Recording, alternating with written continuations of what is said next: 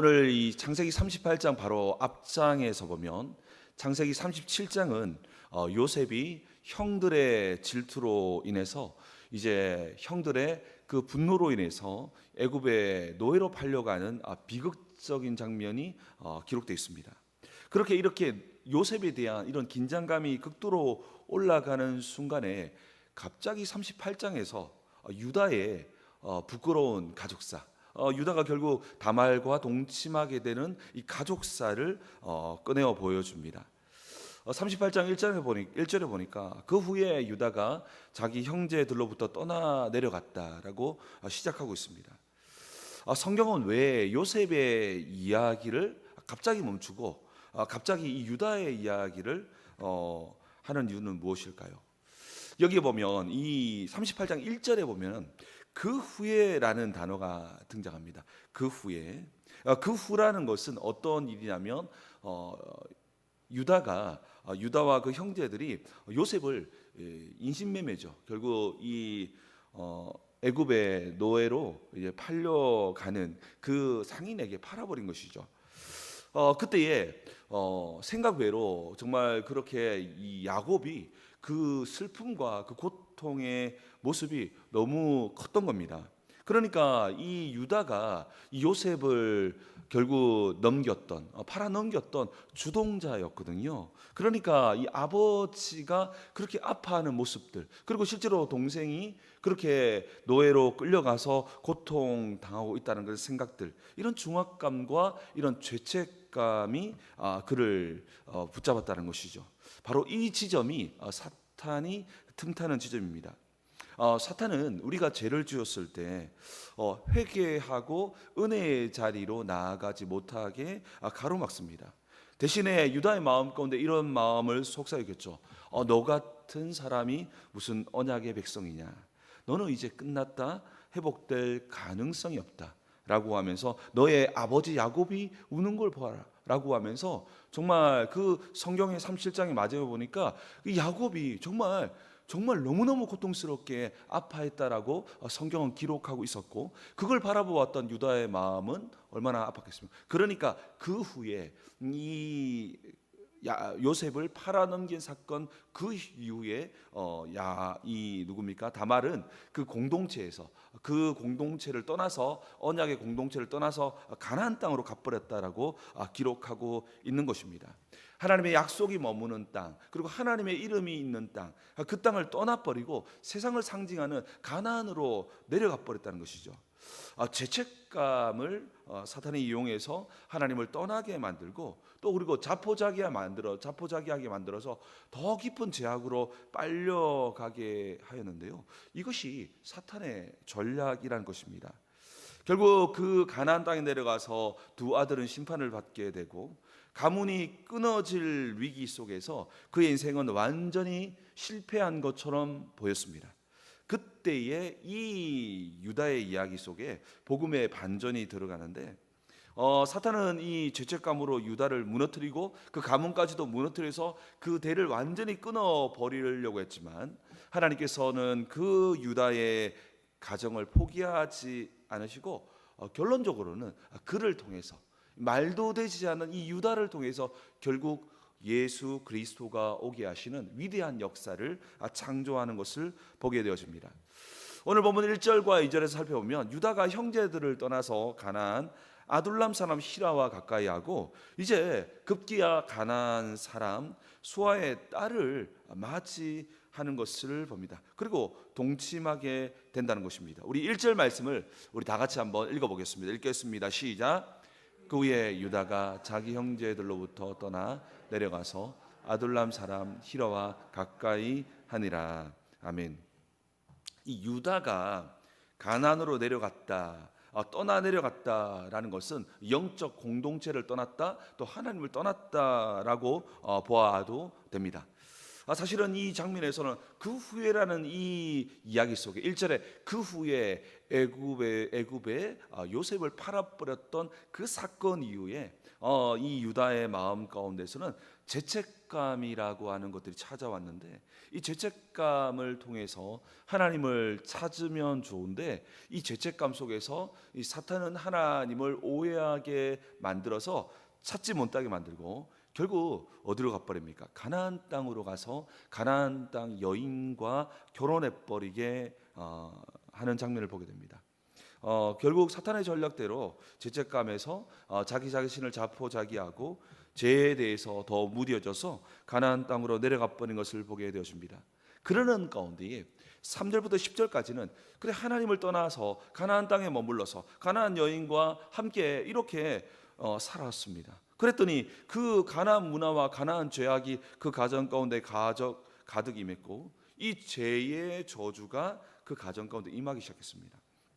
가나안 땅에서 낳았던 세 아들, 장남이었던 엘과 차남이었던 오난이 여호와 보시기에 악했다라고 하면서 연달아 심판받게 되는 것을 보게 됩니다.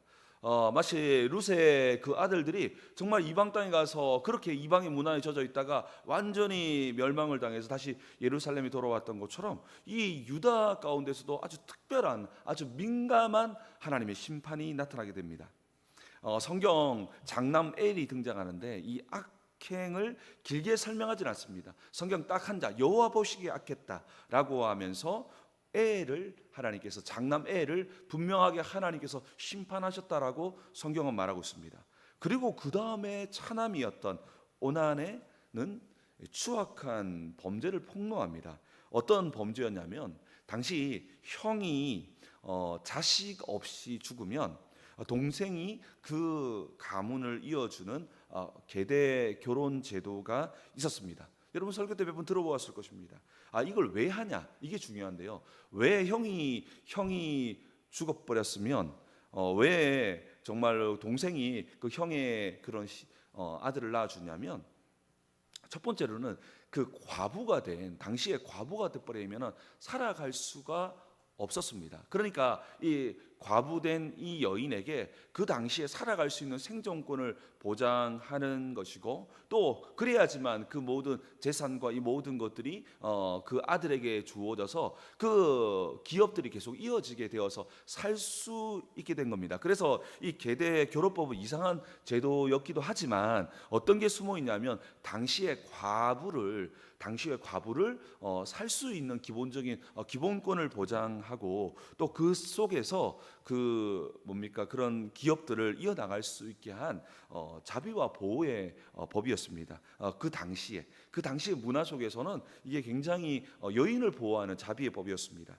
그런데 이 오난에게 이와 같은 것을 행해라고 했을 때, 둘째였던 이 오난은 어떻게 행합니까? 우리 9절 말씀을 한번 읽어보겠습니다. 우리 9절 말씀 읽겠습니다. 시작. 오난이 그 씨가 자기의 것이 되지 않을 줄 알므로 형수에게 들어갔을 때에 그의 형에게 씨를 주지 아니하고 땅에 설정하며. 자, 땅에 설정했다. 쉽게 말해서 조금 거북한 표현이지만 정액을 땅에 쏟아버렸다는 겁니다. 이것이 하나님 보실 때 너무너무 악했다는 것입니다. 왜 악했습니까? 정말 이것은 어떤 의미냐면, 형수 다말을 향한 책임과 의무를 철저하게 배신한 채 성적인 쾌락만을 탐했다는 것입니다. 형의 재산이 다말에게, 정말 형수님에게 넘어가는 것을 막으면서도 또한 다말의 몸을 자신의 욕망을 채운 도구로만 짓밟았다는 것이죠. 그러니까 책임은 지지 않고 권리만 누렸는데요. 그러면서도 하나님께서 이 오난을 즉사시켰던 또 다른 이유가 있습니다. 오난의 행위는 다말을 유린한 것을 넘어서 의도적으로 메시아의 언약의 통로를 끊어버렸던 영적인 반역이 숨어 있었기 때문입니다. 그러니까 10절에 보니까 그 일이 여호와의 보시기에 악함으로 여호와께서 그를 죽였다라고 이야기하고 있습니다. 성경은 복잡하게 이렇게 나열하기보다 이러한 그 마음과 이러한 추악한 것을 하나님 보시고 바로 어떻게 합니까? 바로 심판하는 일들이 일어납니다. 여러분, 이 장면을 자세히 보면 좀 과도하다라는 그런 생각이 들 수 있습니다. 사실 물론 우리가 분명히 잘못했습니다. 그런데 좀 과도하게 하나님이 심판하신 것이 아니냐라는 생각이 드는 부분이 분명히 있습니다. 그런데 우리가 꼭 기억해야 될 것은 여기에 특별한 의미가 있다는 것입니다. 예를 들면 어떤 것과 오늘 비슷한 장면이냐면 초대교회 당시에 아나니아와 삽비라가 헌금을 할 때 좀 일부분을 훔쳤잖아요. 일부분을 숨겨놨잖아요. 그때 즉사를 하게 됩니다. 사실 그렇게 즉사해버리면 사실 교회 안에 남아있는 사람 몇 명이나 있겠습니까? 아주 특별하게 하나님께서 특별한 시기에 특별하게 심판하심을 통해서 특별한 메시지와 특별한 것을 세워나가기 위한 계획이었다는 것이죠. 이 유다의 가정도 마찬가지였습니다. 유다의 가정이 어떻게 보면 와, 너무 무섭다라고 생각할 수도 있지만 그 이면에는 소망이 없었던 유다의 가정, 완전히 가난화돼 버려서 더 이상 하나님께로 돌아올 가능성이 없었던 이 유다의 가정을 아주 메시아가 오게 할 아주 거룩하고 특별한 가정으로 세우기 위해서 아주 특별한 심판이 이루어졌음을 볼 수 있는 것입니다. 룻의 그 모든 남편과 그 자녀가 완전히 죽어버렸던 그것 또한 하나님께서 그를 다시 예루살렘에 불러서 특별하게 세우려고 하는 장면이 숨어 있다는 것입니다. 오늘 우리 이 본문에서 너무 하나님 무섭다라는 장면을 보기보다 하나님께서 이 가정을 온전히 세우기 위해서 거룩한 심판을 하셨다라는 장면으로 이 장면을 볼 필요가 있다는 것이죠. 그냥 잘못됐으니까 무자비하게 이런 치는 장면이 아니라 하나님께서 유다의 가정 가나안화되어져서 완전히 그렇게 사라져버리게 할 것이 아니라 유다의 가정을 조금 더 긴밀하게 심판을 해서라도 이 가정을 새롭게 하셔서 영광스러운 메시아가 나게 하시려는 하나님의 거룩한 심판이었다는 것입니다. 두 아들을 연이어 이룬 유다는 깊은 두려움에 사로잡히게 됩니다. 정상적인 신앙이라면 이 처참한 실패 앞에서 죄를 돌아보고 자신의 어떤 영적인 문제를 가슴에 안으면서 하나님 앞에 엎드려야 사는 길입니다. 그런데 그는 하나님을 바라보는 대신에 죄의 원인을 며느리 다말, 우리가 예전에 우리나라도 불과 한 5, 60년 전만 하더라도 어떤 일이 생기면 어떤 분이 대가 셌다는 등 이 말도 되지 않는 이런 미신적인 이유를 달아서 그 책임을 여인에게 전가하는 그런 것들이 있지 않았습니까? 비슷하게 이 모든 죽음의 원인을 며느리 다말로 생각을 합니다. 저 여자 때문에 내 아들이 죽었다라고 하는 뭔가 모르는 미신적인 그런 마음이 이 유다의 마음을 눈이 멀게 만들었습니다. 그래서 유다는 셋째 아들 셀라가 장성하면 이제 주겠다라고 약속을 하지만 그 마음은 그래서 친정으로 쫓아냅니다. 그런데 그 마음 가운데서 사실은 두려워서 이래서 처음부터 불러올 마음이 크게 있지 않았음을 성경은 암시하고 있습니다. 창세기 38장 11절 말씀을 한번 우리 마지막으로 읽겠습니다. 시작. 셀라도 그 형들과 같이 죽을까 염려함이라 다말이 가서 그의 아버지 집에 있으니라. 아멘. 이 말도 되지 않는 생각을 가지고 있는 겁니다. 아니 셀라도 그 형과 같이 죽을까? 누구 때문에? 다말 때문에. 이런 생각들을 가지고 있었다는 것이죠. 얼마나 유다가 가난화되어졌고 또 얼마나 이 미신이라는 것은 두려움이거든요. 이 미신은 인간의 두려움을 발현시킨 영적인 공격이거든요. 그러니까 얼마나 이 유다가 두려움에 사로잡혀 있었는지를 보게 됩니다. 그래서 결국 이 며느리 다말을 결국 방치하게 되는 것을 봅니다. 하나님을 떠나서 두려움에 사로잡혀 있는 유다의 모습들을 보여주고 있습니다. 사랑하는 성도 여러분, 사탄은 하나님을 떠난 인생을 이와 같이 가만두지 않습니다.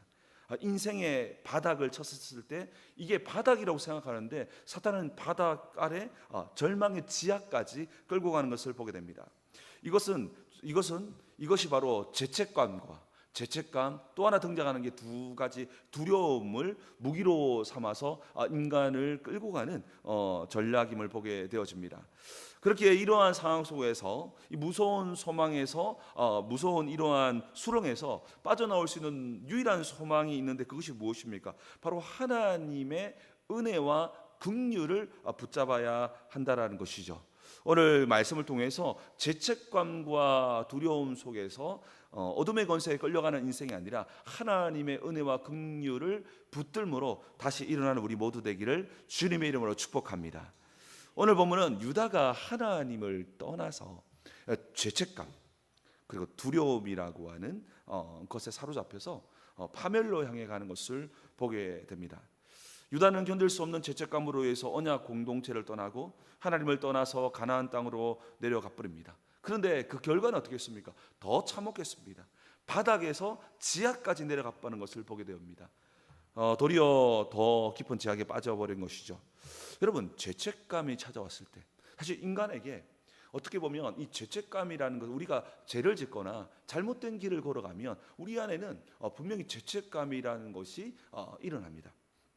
그런데 이 죄책감이라는 것이 우리에게 다가왔었을 때 이것을 어떻게 대하느냐에 따라서 어떤 이 죄책감에 은혜가 더해지면 하나님을 찾고 하나님께 엎드려지는 일들이 일어납니다. 이때 무엇이 작용하냐면 하나님의 존재가 은혜와 긍휼이 풍성하신 분이라면 엎드릴 수 있지만 하나님이 무서운 분이라는 생각을 가지는 순간에 어떻게 합니까? 아담과 하와처럼 숨어버린다는 것이죠.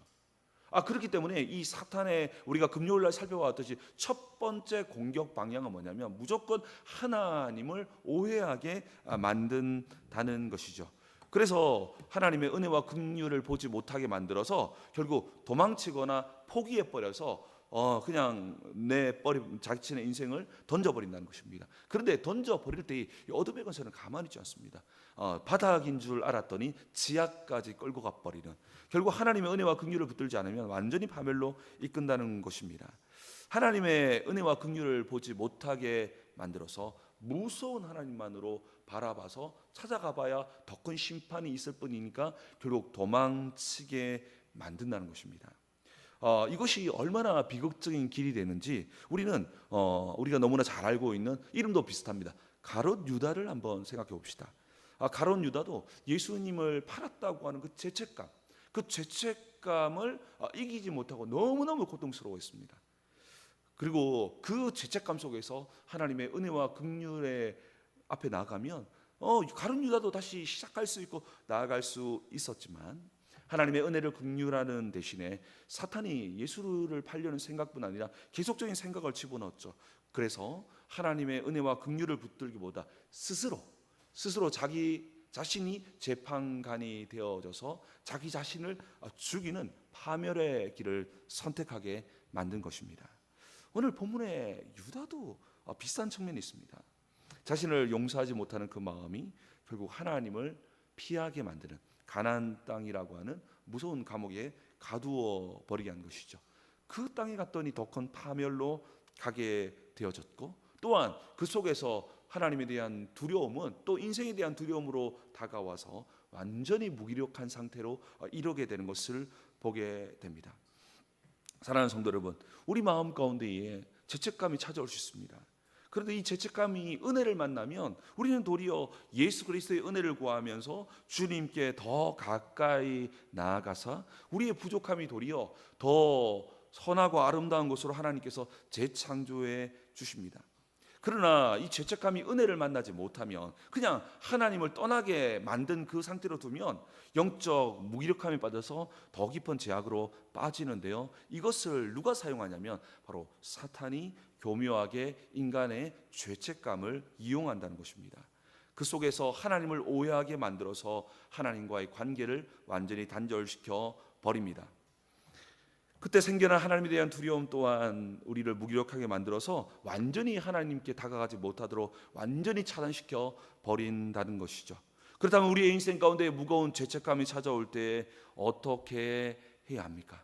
그럴 때마다 우리는 십자가 앞으로 나아가서 예수님께서 정말로 얼마나 나를 사랑하셨는지, 하나님께서 정말로 당신의 아들을 죽이기까지 나를 사랑하셨다는 것을, 주님께서는 이 십자가를 뭐라고 성경에서 표현하냐면 내가 너를 얼마나 사랑하는지를 보여주는 증거라고 성경은 표현합니다. 우리가 십자가 앞으로 다시 나아가서 예수님께서 왜 저렇게 고통당하셨고 왜 달려주신지를 기억하면서 그 하나님의 은혜를 기억해야 한다라는 것입니다.